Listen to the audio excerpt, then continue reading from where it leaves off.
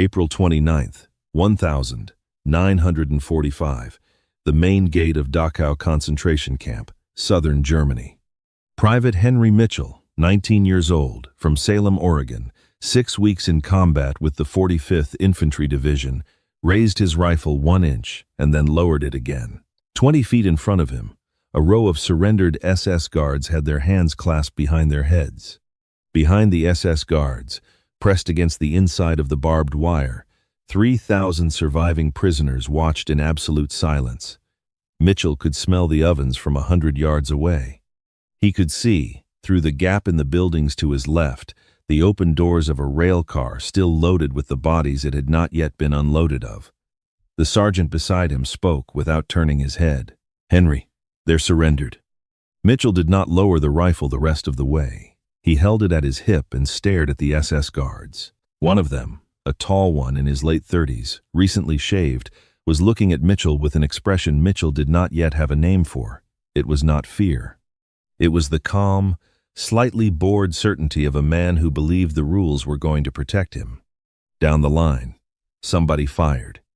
Mitchell never saw who. The sound was very small inside the Dachau perimeter, because there was no echo, too many buildings, too many bodies absorbing sound. But the tall SS guard with the calm expression went down sideways into the dirt, and then everyone fired. Not all at once. In waves. The men of the 45th Infantry Division had been 3 years getting to Dachau, and what they did in the next 4 minutes was not planned, not ordered, and not entirely controlled. Lieutenant Colonel Felix Sparks, commanding the 3rd Battalion of the 157th Infantry Regiment, was 3 buildings over when he heard the shooting start. He ran toward it. He pulled a soldier off the firing line by the back of his collar. He grabbed another by the rifle barrel and twisted the weapon out of his hands. He shouted again, and then he drew his service pistol and pointed it at the chest of one of his own men. "Stop! Stop firing! Stop firing now!" The shooting stopped. Sparks counted the bodies. The reports filed in the weeks that followed would disagree on the number. Some said 17, some said 30, some said over 50. The investigation that opened on the 3rd of May would last 4 months, would generate over 700 pages of sworn testimony, would name 12 American soldiers as primary participants, and would end with a single signature on a single page. That signature belonged to General George S. Patton, commanding the 3rd Army. And what he wrote on the bottom of the Inspector General's report is the reason every soldier of the 45th went home, and the reason this story has been argued about for the last 80 years. If you want more World War II stories about the decisions that were made after the battle was over, subscribe. To understand what Patton was looking at when that report reached his desk, you have to understand what the men of the 45th Infantry had walked into on the morning of April 29th. Dachau had been operating since March of 1933. It was the first concentration camp the Nazi regime had built, and it was the operational model on which every camp that followed had been based. By the time the Americans broke through the perimeter, more than 41,000 people had died inside the wire. That number did not include the 39 rail cars sitting on the spur track outside the main gate, loaded with the bodies of prisoners transferred from Buchenwald and Sachsenhausen in the last weeks of the war. The cars had been left in the sun. The doors were partly open. The smell carried for 2 miles in any direction the wind chose to take it. The men of the 45th had been fighting for 2.5 years. They had taken Sicily, they had taken Anzio, they had walked through Italy, southern France, and Germany. They thought they knew what war looked like. They were wrong. What they walked into inside the wire was not a battlefield. It was a small, orderly, administrative town built around the production of corpses. There were warehouses, stacked floor to ceiling, with shoes, with eyeglasses, with hair. There was a building marked in clean, stenciled letters as a delousing station that contained no showers. There was a punishment block where the cells were too short to lie down in and too narrow to sit down in. There were dogs in kennels that were better fed than any prisoner inside the wire. There was a small ledger book on a desk in the administration building, written in a neat clerk's hand, that recorded each death by serial number and by cause and by date, and the entries went back 12 years.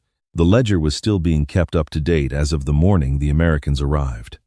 Private Mitchell would later say it took him 4 full days to be able to eat again after he saw the inside of the rail cars. Sparks, who had commanded men through 2 amphibious invasions and the entire Italian campaign, walked out of one of the barracks and was sick against a brick wall.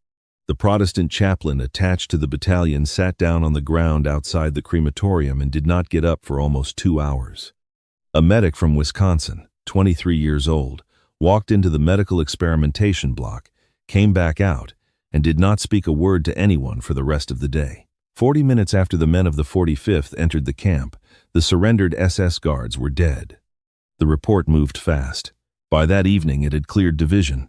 By the next day it had cleared corps. By the day after that, the Inspector General's office in the European Theater of Operations was demanding a formal investigation, and a memo was being drafted inside Eisenhower's headquarters that used the phrase, "We cannot become what we have fought against." The investigators arrived at Dachau on the 3rd of May.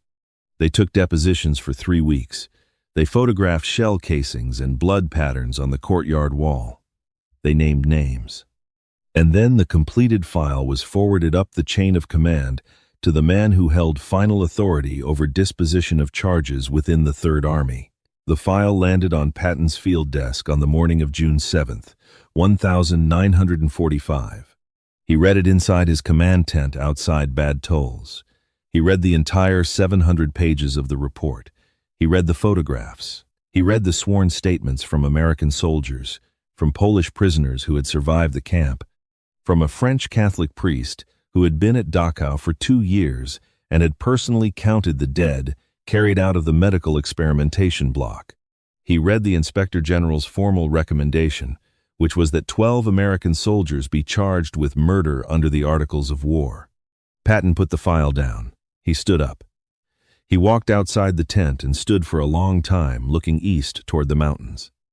His aide watched him from the tent flap and did not speak. When Patton came back inside, he sat down at his field desk and picked up his pen. What he wrote on the bottom of the Inspector General's report became, in the years that followed, one of the most argued about single sentences ever written by an American general officer in the European theater. He wrote, "These men crossed the wire of Dachau. They will not be tried for what they did when they came out the other side. Investigation closed. G.S. Patton." He blotted the ink with the side of his hand. He folded the page. He handed the entire file back to his aide and gave the order to forward it to Headquarters, European Theater of Operations, marked closed. The Inspector General's office protested in writing. The Judge Advocate General's office protested in writing. A senior staff officer in Eisenhower's headquarters drafted a follow-up memo arguing that Patton should be relieved of command over the Third Army and the investigation should be reopened by a different authority. The memo was 3 pages long. It was carefully reasoned. It argued that no army that allowed its soldiers to execute surrendered prisoners could claim moral authority over the army it had defeated, and that the symbolic cost of closing the investigation was greater than the personal cost to 12 men of facing a court-martial. The memo was circulated to Eisenhower's chief of staff. It was read. It was reviewed at the highest levels of the American military command structure in the European theater, and then, very quietly, it was filed without recommendation. No further action was taken. The 12 soldiers were never charged. The case was never reopened. Felix Sparks went home to Colorado. Henry Mitchell went home to Oregon. The men of the 45th Infantry Division mustered out in the autumn of 1945 and disappeared back into the country that had raised them. The reason the follow-up memo was filed and not acted upon is the reason this case has been argued about ever since. To prosecute the men of the 45th would have required putting them on a witness stand under oath and asking them what they had seen at Dachau on the morning of April 29th. It would have required entering the rail cars into evidence. It would have required calling Polish prisoners, French priests, and the chaplain who had sat on the ground outside the crematorium for 2 hours. One of the Polish witnesses on the original deposition list was a man named Władysław Sienkiewicz, a chemistry professor from Krakow who had been at Dachau for 19 months. In his sworn statement, taken on the 5th of May, he had described in clinical organized paragraphs what he had seen done to other men in his barracks block, and then he had asked, in writing, In the last paragraph of his deposition, whether the Americans intended to put their own soldiers on trial for what they had done in that courtyard, the investigators had not answered him. Sienkiewicz had folded his copy of the deposition into thirds and put it in his coat pocket and walked away. It would have required asking a jury of American officers to decide, while looking directly at those photographs, whether the men who had fired on the surrendered guards had committed a crime under American law. Patton understood that. He had walked Dachau himself on the 7th of May, accompanied by Eisenhower and Bradley. He had been sick against the wall of one of the barracks, exactly where Lieutenant Colonel Sparks had been sick 8 days earlier. He had ordered the German civilians of the town of Dachau to be brought into the camp on foot, under armed guard, and made to bury the bodies of the dead for the rest of the day. That night, in his personal field diary, he wrote one sentence about the visit. The sentence read, "There are some things no man should see and remain unchanged." When the Inspector General's 700 pages reached him a month later, he had already made his decision. He had made it on the 7th of May, the moment he stood in front of the rail cars on the spur track.